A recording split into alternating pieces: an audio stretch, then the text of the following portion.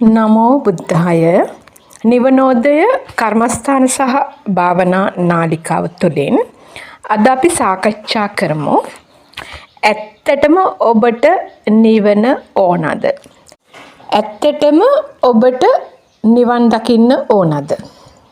ඉස්සෙල්ලාම තමන්ගෙන් මේ ප්‍රශ්නය අහගන්න ඕන.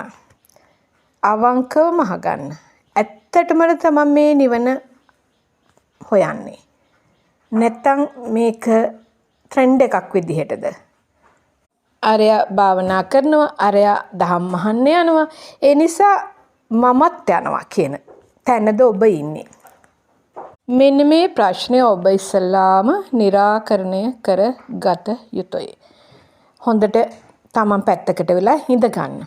ඉඳගෙන ඇස් දෙක පියාගෙන තමන්ගෙන් තමන් මේ ප්‍රශ්නේ අහන්න. ඇත්තටම නිවනද මේ හොයන්නේ?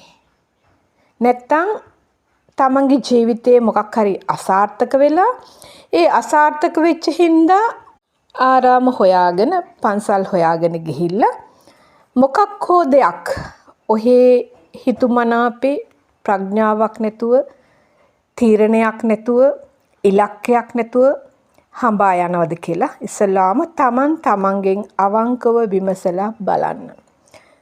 මෙන්න මෙහෙම බැලුවේ නැත්තම් ඔබට අනිවාර්යයෙන්ම වරදිනවා. මොකද අපිට ඉලක්කයක් තිබිය යුතුයි. එහෙනම් ඒ ඉලක්කයට අපි යනවද නැද්ද කියලා ඒ මාර්ගයේ සලකුණු ටික අපි දැනගත යුතුයි. මේ විශ්වයේ තියෙන පරම වූ සත්‍ය, ගාම්භීර වූ සත්‍ය හොයාගෙන යන ගමනකද නැත්තම් ඔබව රවට්ටමින් අනිත් අයත් රවට්ටමින් යන ගමනකද කියලා ඉස්සල්ලාම තමා තේරුම් ගත යුතුයි. මෙන්න මේ ආකාරයට තමන්ගේ හිත ගැන භාවනාමය ප්‍රඥාවකින් විමසලා දැඩි තීරණයක් ගන්න. මට මේ ලෝකේ සත්‍ය අවබෝධ කරන්න ඕන, පරම සත්‍ය අවබෝධ කරන්න ඕන. එහෙනම් මගේ තියෙනවා නම් වංචාකාරී ධර්මතාවයන් ඇතුළත ඒවා ඉවත් කරලා මම මේ සත්‍ය කියන එක අවබෝධ කරගන්න උත්සාහවත් වෙනවා කියන මතයට ඔබ ඉස්සෙල්ලාම පැමිණෙන්න. මොකද මම දැකලා තියෙනවා මේ නිවන කියලා බොහෝ අය ඉල්ලුවාට ඒගොල්ලෝ මේ ලෞකික එකේ මොකක් හරි ප්‍රශ්නයකට උත්තරයක් හොයාගෙන තමයි මේ නිවන් දකින්නවා කියන එක සාක්ෂාත් කරන්න වචන වලින් ඇතුලේ නෑ. වචන වලින් තමන්ගේ ලෞකික මොකක් හරි කර්ම ශක්තියකට උත්තරයක් වශයෙන් මේ නිවන හොයනවා.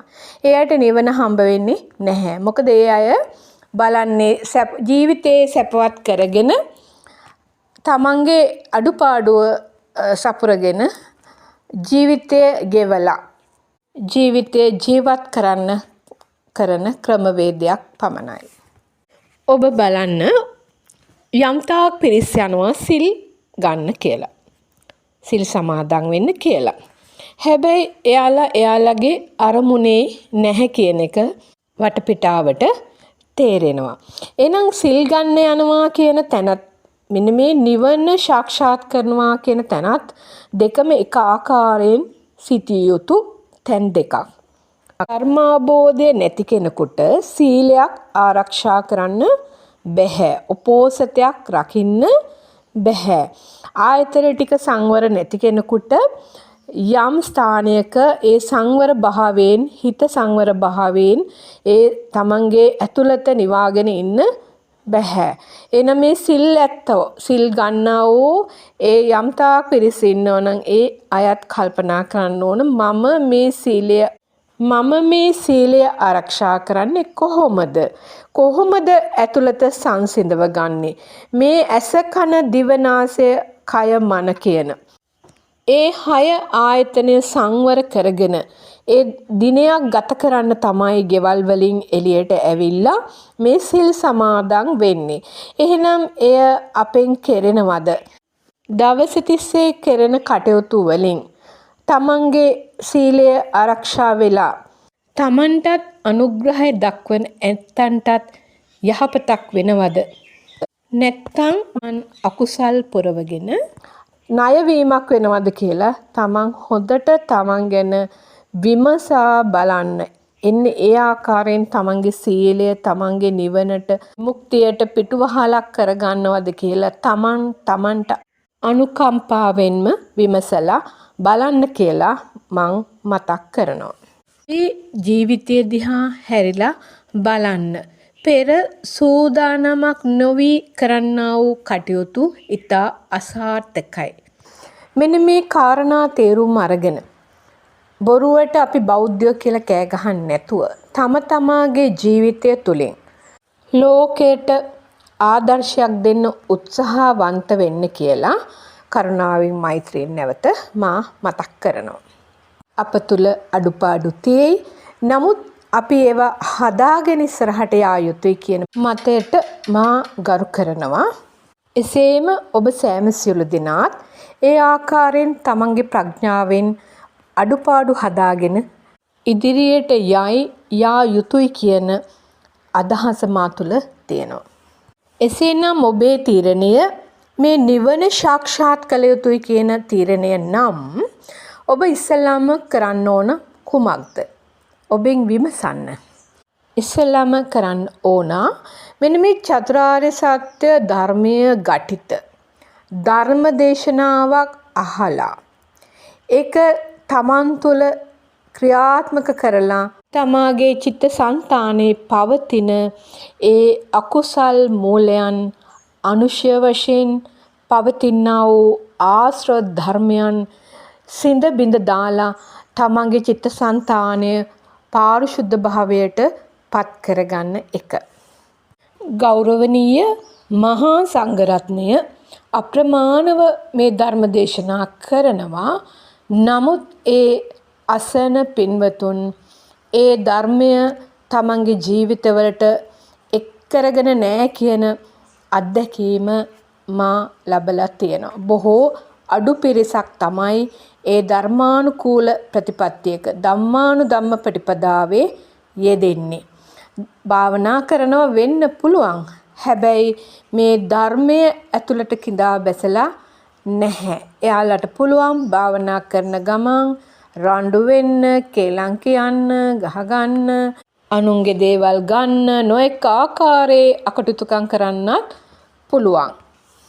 ඒ සියල්ල කරන ගමන් S2 පියාගෙන ඉන්නත් හැකියාව තියෙන ආරම පුදුම ඇත්තෝ මට මුණ ගැහිලා තියෙනවා. ඇත්තටම ඒ අයගේ වැරද්දක් නෙවෙයි තියෙන්නේ. ඒ අය තුළ ඒ ධර්මය ක්‍රියාත්මක වෙන්න පුළුවන් ආකාරයේ මනසක් හැදිලා නැහැ. එහෙනම් මා මේ සඳහන් කරේ කාගෙනවත් තරහකින් වෛරයකින් නෙවෙයි. ඇත්තටම මේ සඳහන් කරේ එහෙම අඩුපාඩු තියෙන ඇත්තන්ට මේ දහම හරියට වැටුනොත් තමන්ගේ ජීවිතය ඒ ධර්මානුකූලවම ගොඩනගා ගන්න පුළුවන් බව මතක් කරන්නයි. ඔබ කියන්න පුළුවන් සෝවාන් වෙච්ච පුද්ගලයන්ටත් කාමරාග පටිග තියෙනවා. ඒ නිසා එහෙම වෙන්න පුළුවන් කියලා. නමුත් ඒ ඇත්තෝ හිතා දේවල් කරන්නේ නැහැ. එකක් දෙකක් තුනක් හතරක් වෙන්න පුළුවන්. හැබැයි එයාලගේ ඒ අහම් සිදුවීම් වශයෙන් උනාට නිරන්තරයෙන් හිතා කරන්නේ නැහැ. ඒ අයගේ අන් අයගේ ලොකු වෙනසක් තියෙනවා.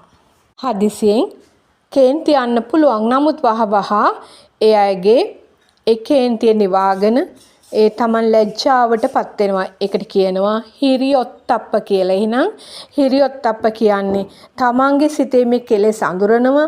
අනේ කෙලෙස් මතුවලා සිතකය වැරදිලා හරි ක්‍රියාත්මක වුණොත් එයාලා ලැජ්ජාවට පත් වෙනවා.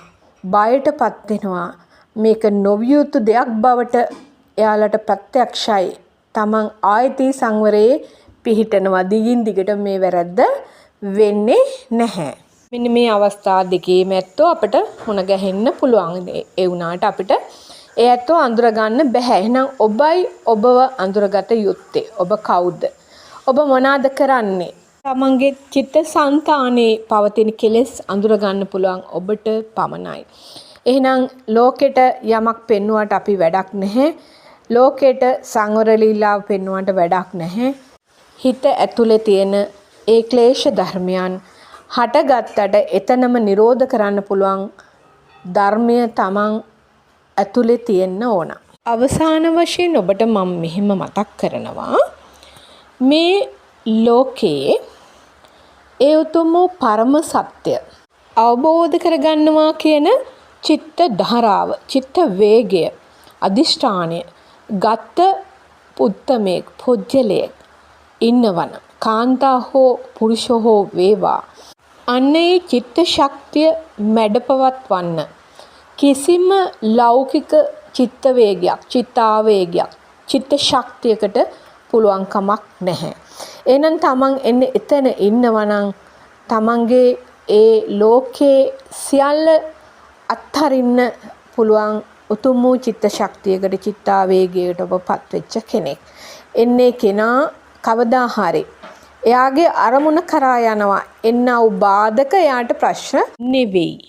සියල්ල අභියෝගයට පත් කරමින් එයාගේ ගමනාන්තය වෙත එයා ගමන් කරනවා. මෙන්න මේ කාරණා ටික ඔබගේ චිත්ත සංතානයට ඇතුළ කරගනිමින් ඔබේ ජීවිතය අර්ථවත් කරගන්න කියලා කරුණාවෙන් මෛත්‍රියෙන් මතක් කරනවා. තෙරුවන් සරණයි.